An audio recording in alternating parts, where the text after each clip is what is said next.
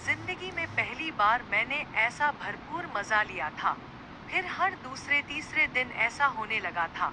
मेरी सास अपनी जान छुड़वा कर दूसरे कमरे में बंद हो जाती और मैं दोबारा से शुक्र करती।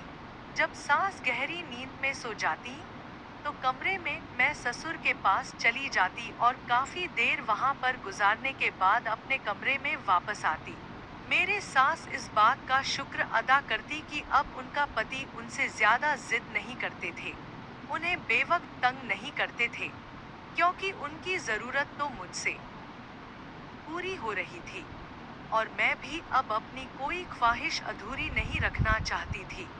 ऐसे हम दोनों एक दूसरे से बहुत खुश रहने लगे। मुझे दिल ही दिल में इस बात का डर था कि अगर मेरी सास या पति को यह सब पता चल गया तो ना जाने वे मेरे साथ क्या सलूक करेंगे। यह भी हो सकता था कि मेरा पति मुझे घर से निकाल देते और अगर मेरी सास यह सब देख लेती तो शायद वे मेरी सांस लेना भी मुश्किल कर देती। इसलिए अब मैं सावधानी से काम कर रही थी। मैं इस बात का खास ख्याल रखती थी कि जब मेरी सास गहरी नींद में होती, तभी मैं अपने ससुर के कमरे में जाती थी। अब तक सबके सामने तो मुझे बेटी कहकर ही बुलाते थे, लेकिन अकेले में वे मुझ पर प्यार की बरसात कर दिया करते थे और मैं भी उनके लिए हर वक्त जैसे बेचैन और बेकरार रहती थी। आज मेरा पति घर आया हुआ था। वैसे तो मैं हमेशा उनका इंतजार करती थी, लेकिन अब उन्हें देखकर मैं बेजान थी, क्योंकि मैं जानती थी कि उनके घर में मौजूद होने की वजह से मैं अपने ससुर के कमरे में नहीं जा सकूंगी। इसलिए मेरा मन मंदिर ही दिल में उदास रहने लगा था, क्योंकि मेरा पति तो मुझे खुश ही नहीं कर पाते थे।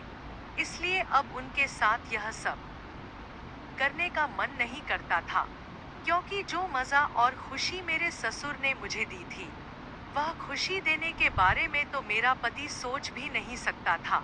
आज भी मेरा पति थोड़ी देर बाद थक हार कर सो गया और अब जब तीसरा चौथा दिन भी घर में ही गुजर गया, तो मैं उन्हें देखकर कहने लगी कि आप घर से ऑफिस नहीं जाएंगे क्या? यह सुनकर वे मुझे हैरान नजरों से देखने लगे। तो क्या तुम्हें इस बात की खुशी नहीं हुई कि मैं रोजाना घर में तुम्हारे साथ ही रहूंगा? मैंने अपने चेहरे के भाव को काबू में किया और उनसे कहने लगी कि भला मुझसे ज्यादा और कौन खुश होगा।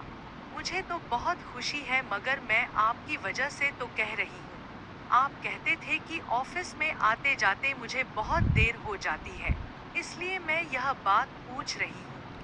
तब वह कहने लगे कि मैं तुमसे दूर रहकर थक गया हूँ, इसलिए अब मैं रोजाना घर में आया करूंगा और घर से ऑफिस जाया करूंगा।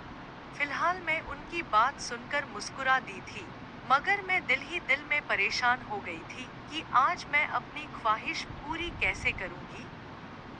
उस दिन मैं काफी देर तक अपने पति का इंतजार करती रही। बार बार उनका नंबर मिला रही थी, मगर उनका नंबर बंद आ रहा था। आज उन्हें वापस आते हुए बहुत देर हो गई थी। तभी मैंने सोचा कि हो सकता है कि वह आज घर पर ना आए। हो सकता है कि अपने दोस्त के पास चले गए हो। इस ख्याल का आना था कि मैं फिर अपने ससुर के कमरे में चली गई। आज भी पहले मैंने अपने सास को देखा तो अपने कमरे में बेसुध होकर सो रही थी। तभी मैंने इस मौके का भरपूर फायदा उठाया और फिर जब अपने ससुर के कमरे में गई तो वह भी जाग रहे थे। वह भी जैसे मेरे ही इंतजार में थे। वह जैसे ही मुझे देखे फौरन उठकर बैठ गए और कहने लगे, क्या बात है आजकल? सुदीप घर पर ही रोज चक्कर लगा रहा है, क्या उसे हम दोनों में शक हो गया है? मैंने अपने ससुर को कोई जवाब नहीं दिया और कहने लगी, मैं खुद इन सब से परेशान हो चुकी हूँ।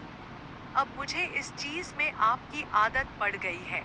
मैं जब तक आपके साथ यह सब करना लूं, मुझे चैन नहीं आता। इससे पहले कि हम वह सब कुछ करना शुरू कर दे तभी मुझे अपने पति की आवाज सुनाई दी। मैं हड़बड़ाकर उठ बैठी और फौरन से कमरे से बाहर निकली तो सामने मेरा पति था। मुझे ढूंढ रहा था। मुझे उस वक्त अपने ससुर के कमरे से निकलते देखा तो हैरान रह गया। तभी मैंने उसे टालते हुए कहा कि आपके पापा की तबीयत खराब थी, इसलिए उन्हें हल्दी वाला दूध बनाकर देने गई थी। मेरी बात सुनकर वह मुस्कुरा दी और फिर मैं उनके लिए खाना गर्म करके कमरे में आ गई। काफी देर तक मेरे पति इधर-उधर की बातें करते रहे, फिर मुझसे कहने लगे कि तुम बहुत अच्छी लड़की हो। मुझे इस बात पर फक्र है कि तुम्हारी जैसी शरीफ और नेक बीवी मुझे मिली है। उनकी बात सुनकर मेरा मुंह खुला का खुला रह गया था। आखिर वह ऐसा क्यों कह रहे थे? तब वह कहने लगे कि मैं अभी शादी नहीं करना चाहता था क्योंकि मुझे कुछ शारीरिक प्रॉब्लम थी जो मैं किसी को बता नहीं सकता था, मगर मम्मी पापा के दबाव में आकर मैंने शादी कर ली। लेकिन मुझे इस बात का खौफ था, शायद तुम शोर मचाओगी, तुम सबके सामने मुझे बुरा भला कहोगी, मुझे शर्मिंदा करोगी, मगर तुमने ऐसा नहीं किया।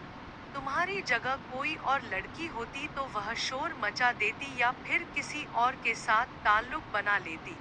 मगर तुम वाकई बहुत अच्छी हो कि तुमने मेरी इज्जत के साथ साथ अपनी इज्जत को भी संभाल कर रखा। आज मैंने फिर से अपने तमाम टेस्ट करवाए हैं और डॉक्टर ने कहा है कि अब मैं बिल्कुल ठीक हूँ।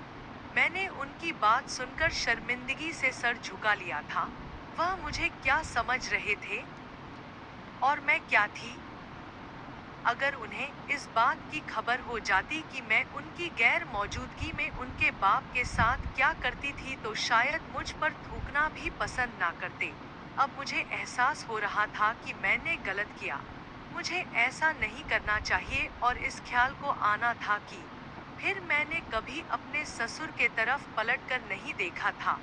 उनके लाख कहने और पुकारने पर भी मैंने उनकी तरफ आंखें बंद कर ली थी क्योंकि मुझे एहसास हो गया था कि मुझे अपने पति को धोखा नहीं देना चाहिए।